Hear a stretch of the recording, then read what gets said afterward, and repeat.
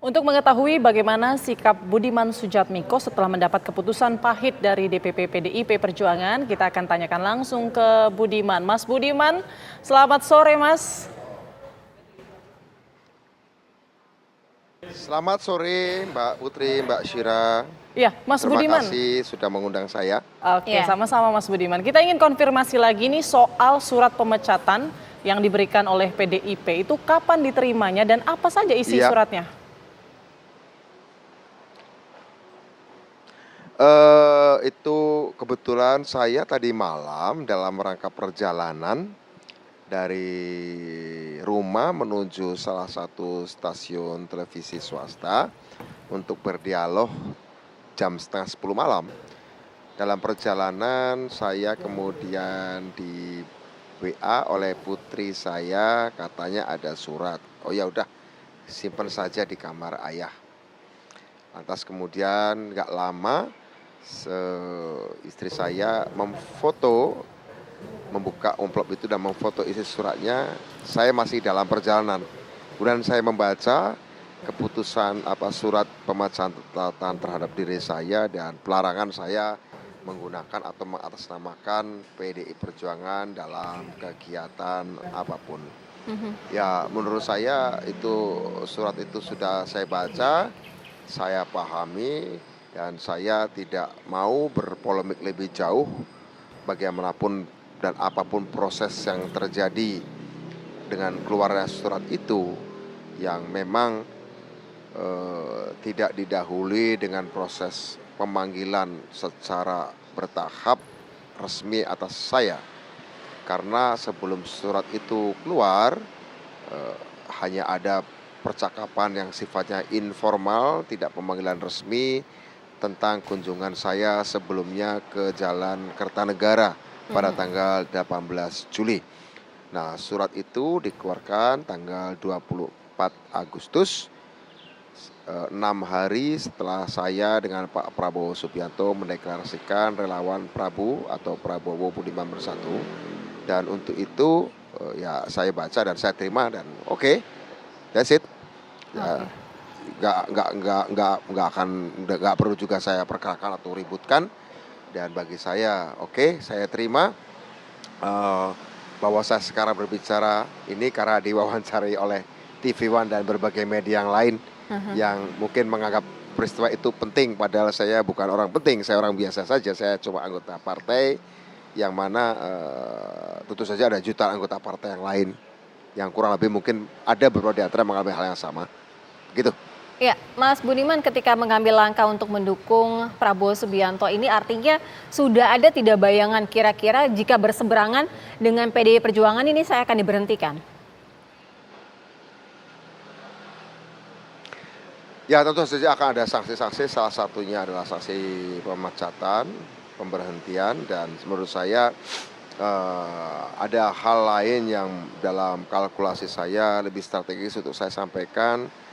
Meskipun pada akhirnya memang saya secara administratif dicoret keanggotaan saya dari PDI Perjuangan, tetapi berkali-kali saya katakan juga dia tidak menghapus catatan yang ada dalam diri saya, keyakinan politik dan nilai-nilai politik yang saya yakini bahwa Indonesia yang maju ke depan salah satunya ya dalam cita-cita, tertuang dalam cita-cita dan pikiran-pikiran Bung Karno.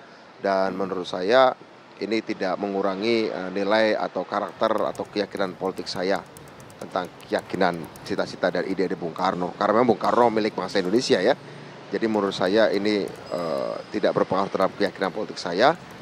Yang dicabut dari saya adalah hak maupun kewajiban saya sebagai anggota PDI Perjuangan, partai yang sudah saya masuki sejak Desember tahun 2004 sehingga sudah hampir 19 tahun. Begitu. Ya, ini kan udah 19 tahun ya, cukup lama ini sebenarnya Mas Budiman. Tapi ada penyesalan nggak pada akhirnya harus berpisah dengan PDIP?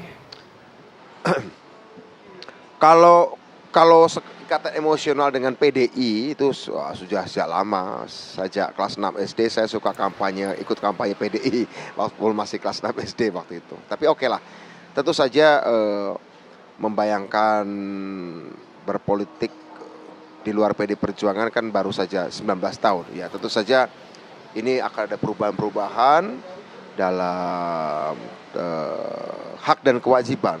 Tapi saya meyakini strategi, ideologi maupun strategi dan nilai-nilai yang saya yakini tidak akan berubah.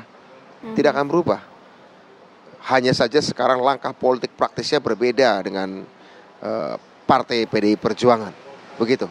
Iya, langkah politik ini sudah Dan berbeda. tentu saja Artinya sekarang kan saya tidak sebenarnya berpartai, perbedaannya seperti apa, Mas Budiman? Dengan bergabungnya bersama Prabowo Subianto ini langkahnya bagaimana begitu?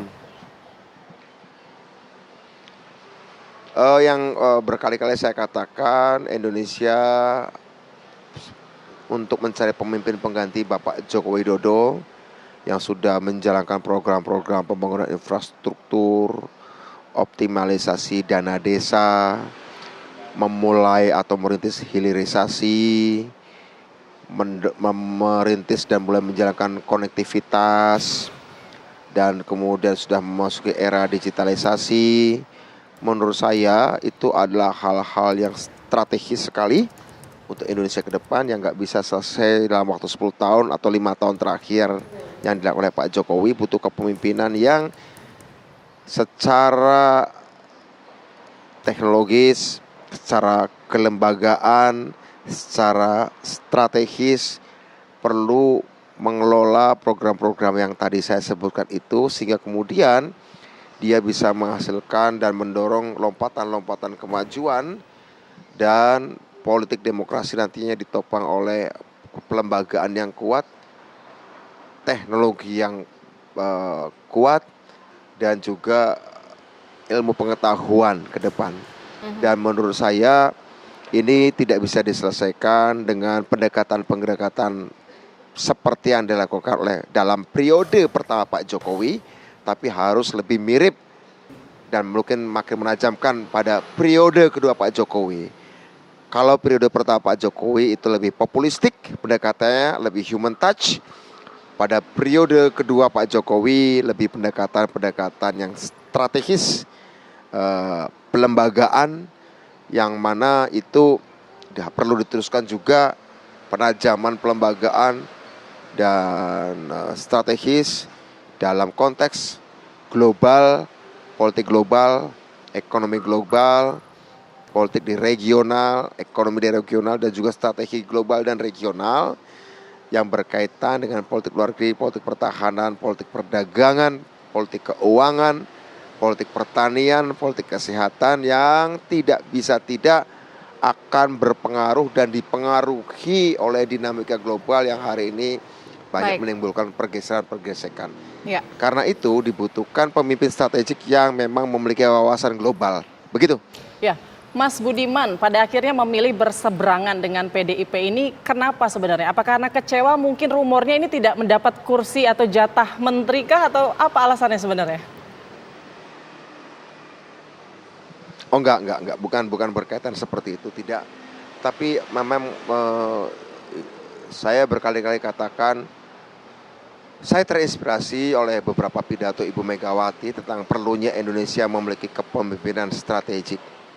Dan sebagian juga pernah saya diskusikan dengan beliau, di mana kepemimpinan strategik ini dengan objektif saya melihat lebih menonjol dimiliki pada sosok Pak Prabowo. Bukan berarti Pak Ganjar tidak memilikinya, tapi memang kekuatan magnetik Pak Prabowo adalah lebih pada soal pemikiran dan strategi politik global untuk menempatkan Indonesia di dalam posisi dunia yang sedang bergejolak.